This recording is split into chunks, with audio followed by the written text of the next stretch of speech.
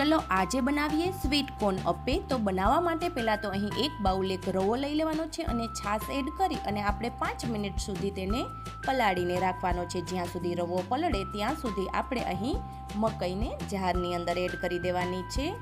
તો આ રીતે અહીં આપણે પેસ્ટ રેડી કરી લીધેલી છે। પલાળેલા રવાની અંદર મકાઈની પેસ્ટ એડ કરવાની છે, ધાણા જીરું પાવડર, કાશ્મીરી મરચું, ત્યારબાદ અહીં સ્વાદ પ્રમાણે મીઠું અને હળદર એડ કરી દેવાની છે।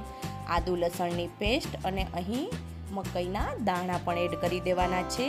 ત્યારબાદ થોડો એવો ઈનો અને અહીં ગ્રીન મરચાંને પણ આપણે એડ કરી દેવાના છે। ત્યારબાદ ડુંગળી અને કોથમીર નાખીશું। તો આ રીતે આપણે અહીં મિક્સ કરી અને બેટર રેડી કરી લીધેલું છે। ત્યારબાદ અહીં પેનની અંદર થોડું તેલ એડ કરી દેવાનું છે। બેટરને પણ આપણે આ રીતે અહીં સેટ કરી દેવાનું છે। તો થોડીવાર માટે આપણે તેને કૂક થવા દેશું। તો કમેન્ટ બોક્સમાં કમેન્ટ કરીને જણાવજો કે તમને મારી આ રેસીપી કેવી લાગી છે। જો પસંદ આવી હોય તો લાઈક, શેર એન્ડ સબસ્ક્રાઈબ કરવાનું ભૂલતા નહીં।